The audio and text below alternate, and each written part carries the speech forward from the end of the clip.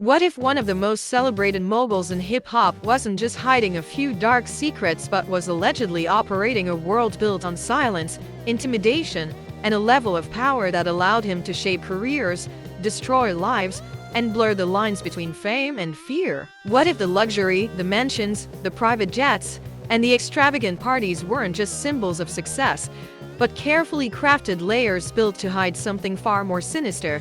Before we peel back every layer of this intensifying saga surrounding Sean Diddy Combs, make sure you subscribe, turn on notifications, and drop a comment below, because the truth behind these lawsuits is deeper, darker, and more interconnected than anyone expected, and this might be the most shocking breakdown you've ever heard on this channel. Over the past year, the world has watched a downfall of a man who once stood at the top of the music industry, a cultural icon whose influence shaped artists, launched careers, and defined an era. But behind the polished image, a series of lawsuits, allegations, and criminal investigations have exposed a timeline that feels less like a celebrity scandal and more like a decades-long operation hidden in plain sight. And it all began to unravel with one lawsuit filed by someone who had been silent for far too long, Cassie Ventura. In November 2023, Cassie filed a bombshell lawsuit that detailed a decade of alleged abuse at the hands of Combs. Her claims weren't vague, they were explicit,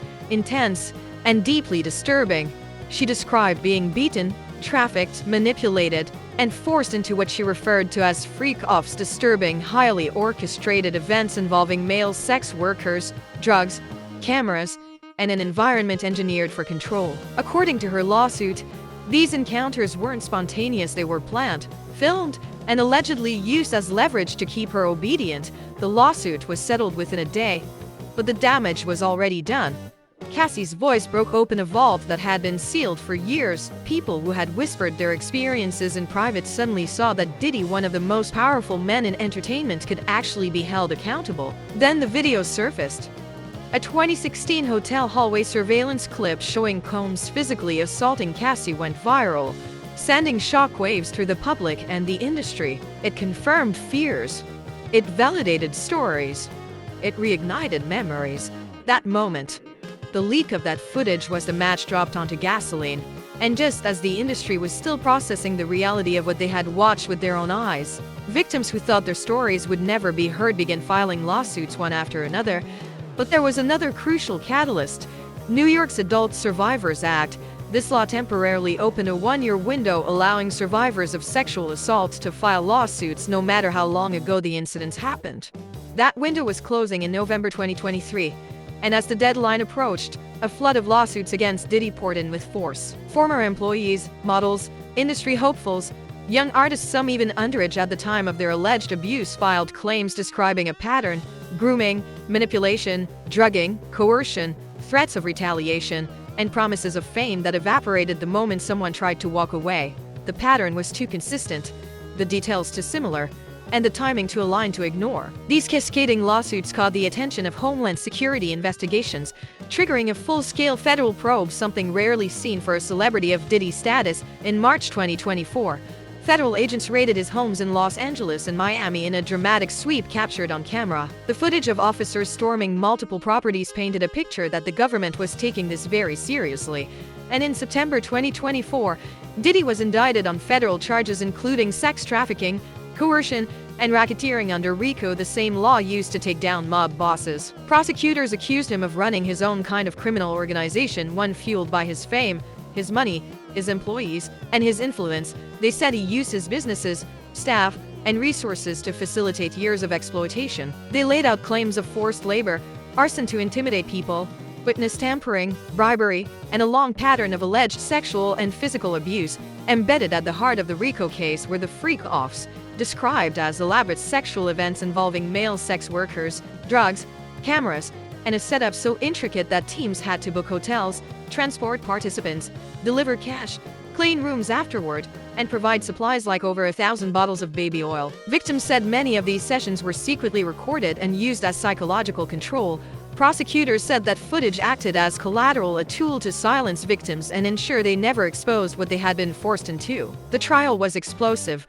Witnesses included major names in the industry like Kid Cudi and Cassie herself, Delivering emotionally charged, deeply painful testimonies, prosecutors painted a chilling portrait of a man who had allegedly built a world where pleasure, fear, and control were intertwined. Although Diddy was acquitted of the most life-threatening charges, he was convicted on 2 counts of transporting individuals for prostitution and sentenced to 50 months. The judge received a letter from Diddy saying, "I lost my way. I have been humbled and broken to my core." But even that didn't stop the tidal wave of allegations, because the moment one fire was put out, another one ignited. The newest lawsuit came from a male music producer who accused Diddy of sexually assaulting him during a 2020 warehouse photo shoot.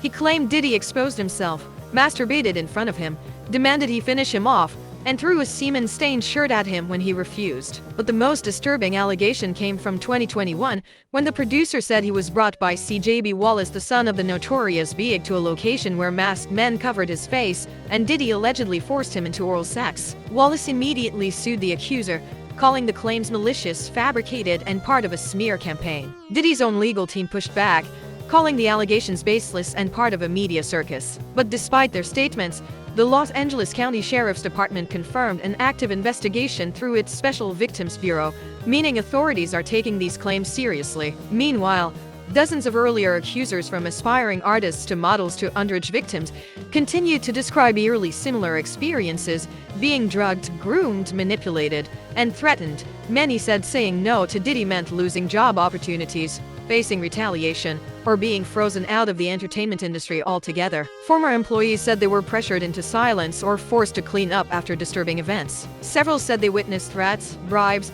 and intimidation used to maintain a culture of fear.